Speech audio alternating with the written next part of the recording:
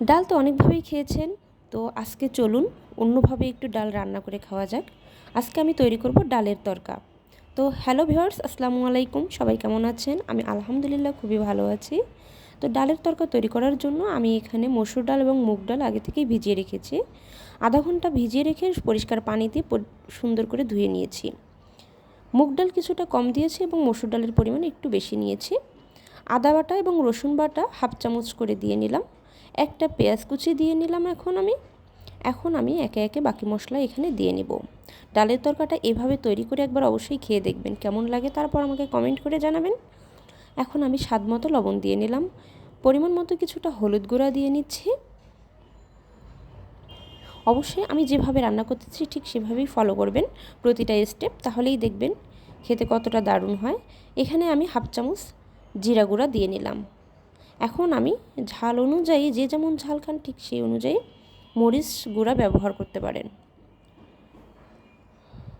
তো আমি মরিচ গুঁড়া দিয়ে নিলাম। এখন আমি এতে কিছুটা তেল দিয়ে নিব, কারণ পরে আমাকে এটা বাগার দিতে হবে, তখনও তো তেল ব্যবহার করতে হবে, তাই এখানে অল্প পরিমাণে তেল দিলাম।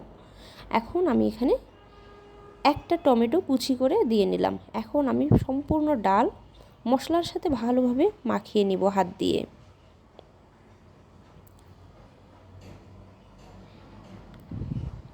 তো আমার ডালটা মাখানো হয়ে গেছে। এখন আমি ডালটা সিদ্ধ হওয়ার মতো পরিমাণ অনুযায়ী পানি দিয়ে নিব।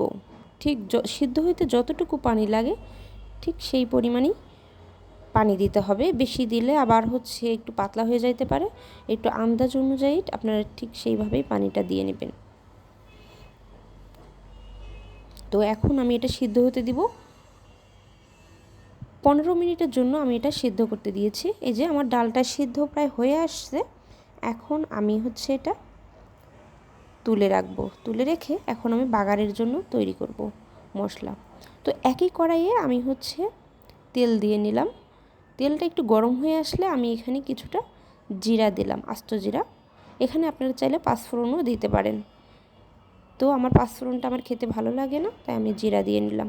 এখন আমি এতে দুটো শুকনো মরিচ কুচি করে দিয়েছি এবং কয়েক কোয়া রসুন কুচি করে দিয়ে নিচ্ছি। এটা আমার কিছুটা ভাজা হয়ে আসলেই এখানে আমি দিয়ে নিব কিছুটা পেঁয়াজ কুচি। পেঁয়াজ কুচি আমি আগেও ব্যবহার করেছি, তাই এখন একটু পরিমাণে কম দিয়ে নিব। তো মশলাটা আমি এখন ব্রাউন হওয়া পর্যন্ত ভেজে নিব। আগে থেকে আমি দুটো ডিম সিদ্ধ করে এভাবে স্লাইস করে নিয়েছি। তো মশলাটা ভাজা হয়ে আসলে আমি এখানে ডিমের কুচিগুলো দিয়ে নিলাম। এখন আমি 1 মিনিট ধরে ডিমটা ভেজে নিব মশলার সাথে, এবং এখানে আমি কিছুটা লবণ ছিটিয়ে নিব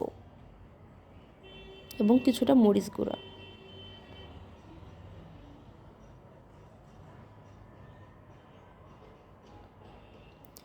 তো এখন আমি কিছুটা নেড়ে নিব। এই যে লবণ আমি দিয়ে নিলাম। তরকাটা এভাবে রান্না করলে অসাধারণ হয় খেতে। আপনারা অবশ্যই একবার ট্রাই করে দেখবেন, তারপর আমাকে জানাবেন কমেন্ট করে। তো আমি কিছুটা ভেজে নিচ্ছি। এখন আমি ডালটা দিয়ে নিব। বাগারের জন্য রেডি আমার মশলা।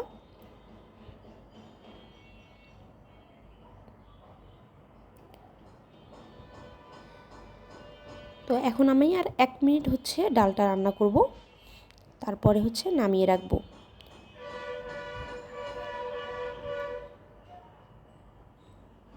এখানে আমি কিছুটা কাঁচা মরিচের কুচি দিয়ে নিলাম। এখন আমি দিব ধনিয়া পাতা, দিয়ে ঢেকে 1 মিনিট রান্না করে আমি নামিয়ে ফেলবো। এই তো এভাবেই হয়ে গেল আমার ডালের তরকা। ডালের তরকাটা অবশ্যই আপনারা এভাবে একবার ট্রাই করে দেখবেন, তারপর না হয় আমাকে জানাবেন। আজকে এ পর্যন্তই। আল্লাহ হাফেজ। সবাই ভালো থাকবেন এবং আমার চ্যানেলটি ভালো লাগলে সাবস্ক্রাইব করে দেবেন। আজকে এ পর্যন্তই। আল্লাহ হাফেজ।